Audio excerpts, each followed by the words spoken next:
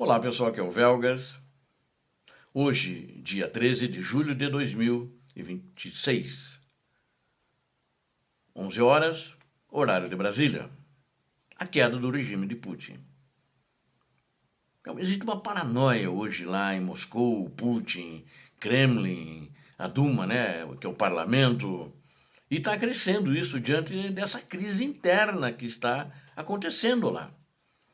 É um conflito entre forças de segurança e forças armadas. Então, vamos dizer, as Forças Armadas também fazem parte das forças de segurança, né? Mas existe uma divisão lá, KGB por um lado, as polícias também do lado da KGB, Polícia Federal Russa também, que eles têm Polícia Federal, não é só a KGB. A gente não ouve falar muito dela, mas dizem que ela é muito eficiente. Eles colaboram entre si. E o Exército, não sei se todo o Exército, ainda não está claro isso. E a Rosguardia também, que é o exército fiel, né? Ele é a guarda pretoriana do ditador da Rússia. Então, a coisa lá está complicada. E a seguir eu vou expor os processos fatais que estão implodindo a sustentação política na Rússia. Ontem fiz um vídeo, às 16 horas, um vídeo falando de um dos empresários mais importantes da Rússia e mais poderosos, mas que gera muitos empregos, né? Tem muitos investimentos na Rússia, tinha muitos investimentos no exterior, e tudo isso está virando a fumaça do teatro de operações. E vocês devem ter visto, quem não viu, convido a ver, é o vídeo das 16 horas de ontem. E a insatisfação popular cresce de forma silenciosa nas regiões devido às crises de combustíveis e os ataques diários de drones ucranianos. O racha entre os militares russos e os serviços de inteligência expõe a fragilidade sistêmica que empurra o Kremlin para a capitulação. Assista ao vídeo completo, você vai entender os fatores internos e externos que estão enterrando de vez o regime da Rússia, ou melhor dizendo, o regime de Vladimir Putin. Peço a você que não é inscrito, inscreva-se no canal da Verdade, aqui você vê a verdade. Agora mesmo para acompanhar a derrocada definitiva do comando russo. Deixe o seu like e compartilhe este documento, ou esse vídeo melhor, sobre o colapso da Rússia com os seus contatos. Escreva o seu comentário, é sempre muito bem-vindo, né? Sobre esse fim iminente do poder central no Kremlin. Eu acredito que, de fato, a Rússia não tem mais sustentação. Então, e como o Putin não quer acabar com a guerra, eu acho que ele pode ser tirado do poder. E ele está resistindo a isso, né? Ele está ciente do que está acontecendo. A paranoia de Putin e os processos silenciosos de destruição. É um cenário fatal para Vladimir Putin, está se desenrolando de forma nítida dentro da Rússia. Os processos estruturais que irão enterrar definitivamente o regime de Vladimir Putin, o regime do Kremlin, já começaram no país. O colapso do sistema de poder centralizado na Rússia é apenas uma questão de tempo.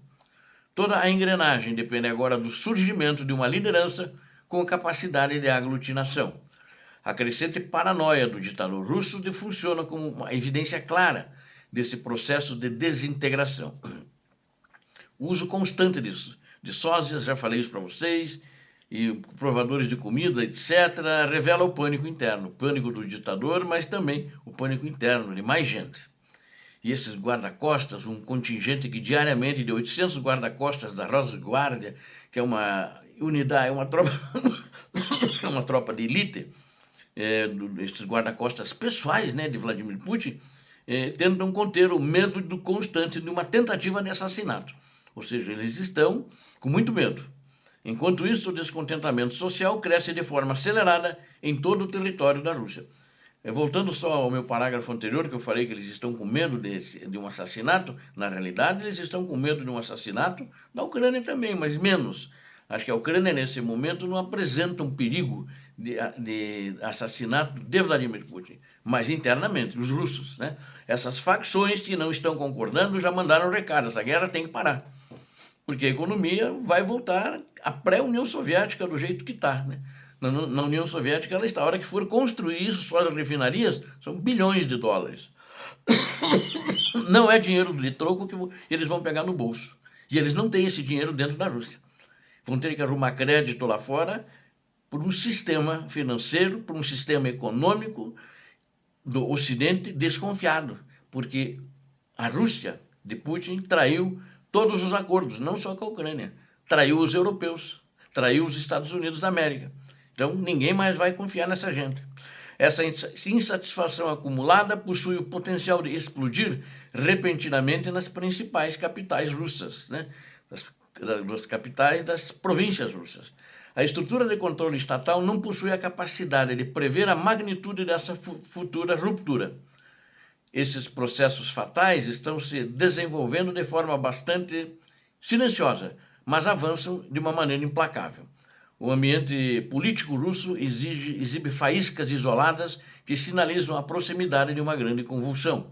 Prever a data exata de uma explosão em uma sociedade totalitária é uma tarefa, não digo impossível, mas é muito difícil, muito difícil. A história russa demonstra que a população acumula uma forte carga autodestrutiva interna até o limite. Quando o ponto crítico é atingido, o menor pretexto serve para desencadear uma revolta em larga escala. Qualquer evento de grande repercussão pode funcionar como estupim definitivo para a quebra da ordem. Um ataque ucraniano bem-sucedido contra os bairros nobres de Moscou abalaria a sensação de segurança, que ainda esses bairros não foram atacados. O surgimento de uma nova crise sistêmica no abastecimento acelera a rejeição do comando do Kremlin. A oposição russa ligada ao suporte à Ucrânia confirma que a destruição física e política de Putin avança. Isso foi colocado pela oposição. É uma posição que você não acha ela na rua. É uma posição que está escondida, porque senão ela vai ser presa. E a KGB está atrás dela. A KGB e a polícia estão atrás deles. E são no exterior, a sua maioria está no exterior. As bases que sustentavam a estabilidade da Rússia estão corroídas por decisões militares desastrosas. O isolamento internacional aprofunda o abismo econômico que consome os recursos financeiros da Rússia, e o círculo de confiança de Vladimir Putin diminui à medida que os fracassos no teatro de operações se acumulam, à medida que as mentiras são contadas, à medida que as mentiras aumentam e não acontece nada de positivo para a Rússia no teatro de operações. Esse círculo de confiança já está diminuindo bastante. É bem pouco esse círculo de confiança em torno do ditador. Os oficiais graduados começam a questionar a viabilidade de manter uma campanha militar sem resultados. A blindagem do Kremlin se mostra ineficaz contra o desgaste prolongado provocado pela Rússia. Desculpem, a tosse aqui não está boa, ainda tenho um resquício, mas vou reler o último, que em função até li um negócio errado aqui. A blindagem do Kremlin se mostra ineficaz contra o desgaste provocado. Esse desgaste foi provocado por quem? Pela Ucrânia. Eu falei Rússia, né, durante a tosse. A fragilidade do governo central fica exposta a cada nova incursão profunda contra alvos russos. E a desestruturação política interna é o reflexo direto da eficiência militar demonstrada pelas tropas ucranianas. O aumento do sentimento antigoverno e a crise nas regiões russas. Estudos sociológicos fechados, conduzidos na Rússia, registram um aumento dramático no sentimento antigovernamental, que era favorável antes de começar a guerra na Ucrânia. Os cidadãos russos se expressam profunda insatisfação com a severa crise de combustíveis nas províncias. Isso que está destruindo a confiança. A primeira mão é isso, né? A escassez de derivados de petróleo paralisa as atividades econômicas em diversas regiões da Rússia, quase na sua totalidade.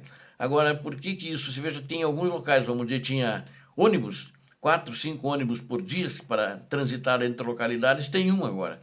E às vezes nem esse um aparece. Né? E nem em cidades, ônibus circulares, diminuiu a 30% aproximadamente a quantidade de ônibus disponíveis. As pessoas não estão conseguindo nem ir trabalhar.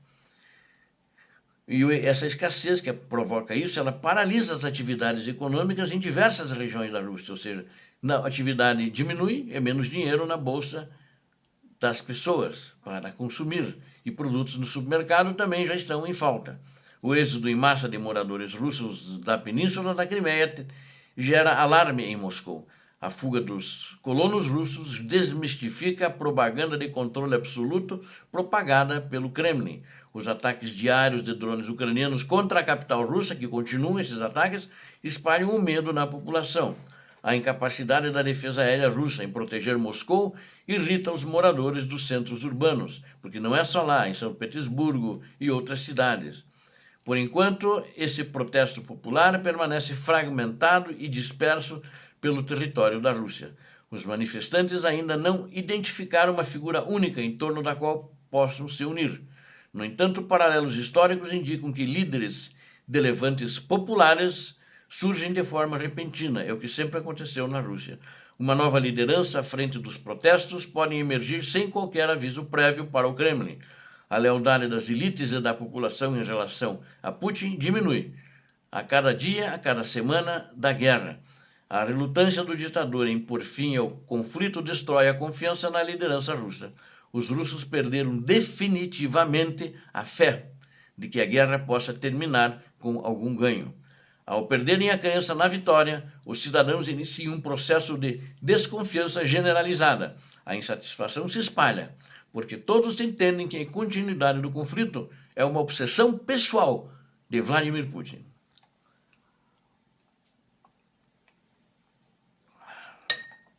É o próprio chefe do Kremlin que impede o estabelecimento de qualquer via para o fim das hostilidades.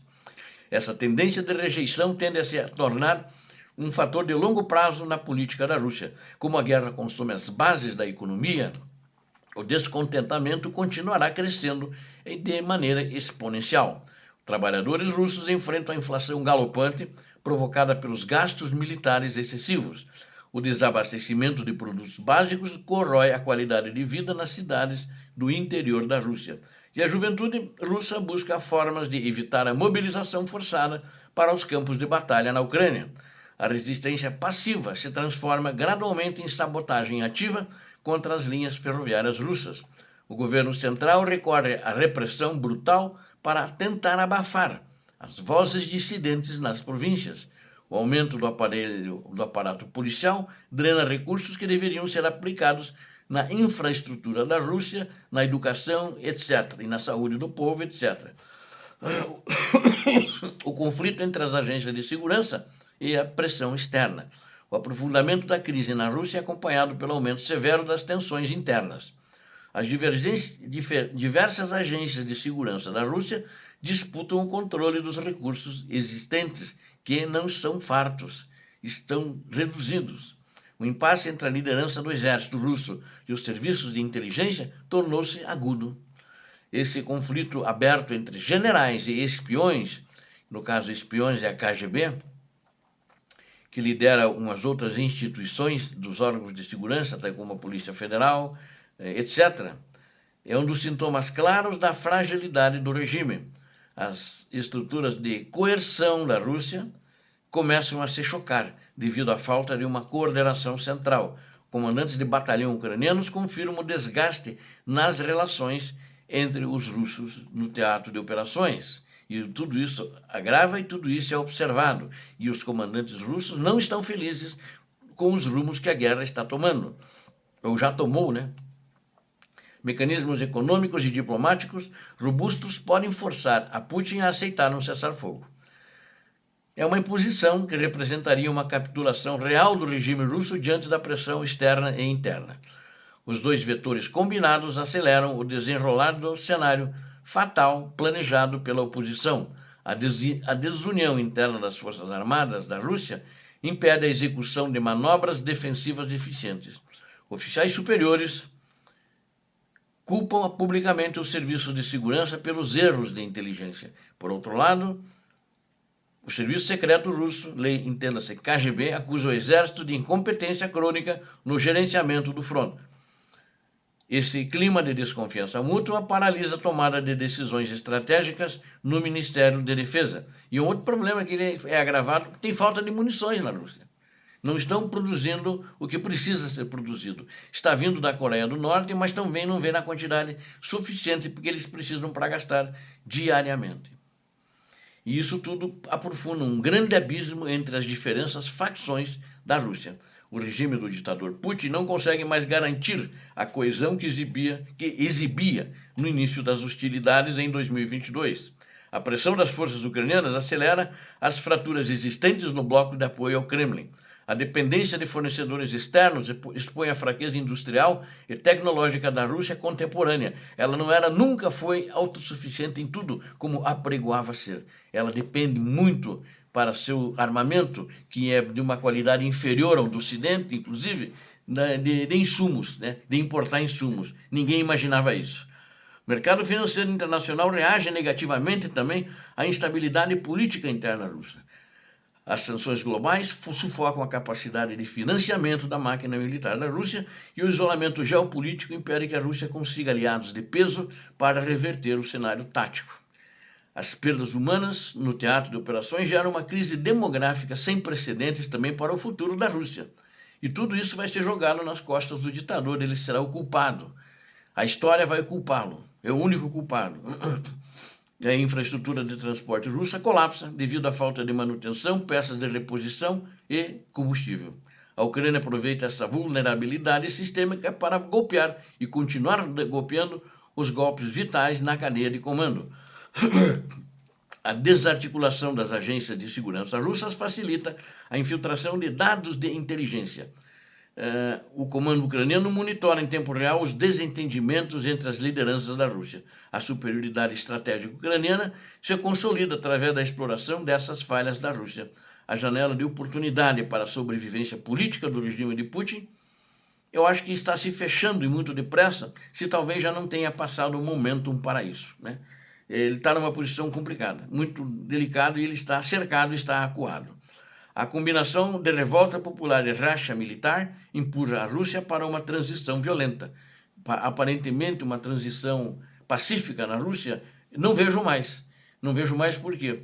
Eu acho que o tempo para isso passou justamente pelas negativas do ditador da Rússia. Ele já podia ter negociado com a Ucrânia, que o Zelensky aceitaria na época, acho que é um ano atrás, de negociar que congela o teatro de operações, enquanto continuam as negociações para um tratado de paz definitivo. Ele recuou.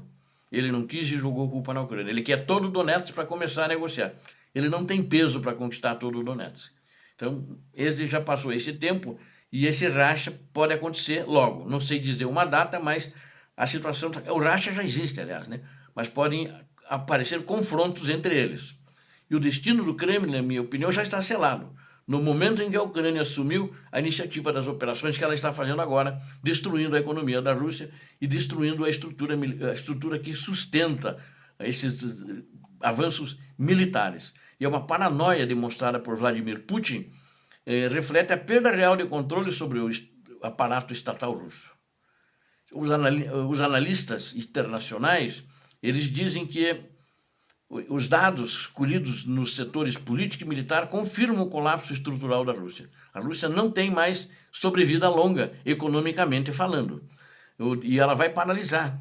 E o descontentamento popular alimentado pelas crises de combustível e ataques a Moscou atingiu níveis críticos. O conflito aberto entre o exército russo e o serviço de segurança fratura o núcleo de sustentação do regime de Vladimir Putin. Uma pressão externa combinada com a falência logística interna remove a capacidade de resistência da Rússia. A Ucrânia se posiciona como um fator determinante para a aceleração dessa ruína institucional da Rússia. Os processos de desintegração avançam de forma implacável e sem a possibilidade de reversão tática. A capitulação e tática tão pouco estratégica. A capitulação da Rússia se desenha através do esgotamento econômico, militar e da desunião das suas elites. A superioridade tática ucraniana expôs de forma definitiva a fragilidade da máquina de guerra do Kremlin. A vitória estratégica se consolida à medida que as bases de poder russo desmoronam por dentro e por fora. Obrigado a vocês que assistiram esse vídeo. Preciso de vocês inscritos no canal. Preciso do seu like. Preciso que você compartilhe, eu conto com você, faça seus comentários. Peço a Deus que abençoe a todos vocês, a Deus que abençoe a Ucrânia, a Deus que abençoe o Brasil. Paz e bem, paz para toda a humanidade. Muito obrigado.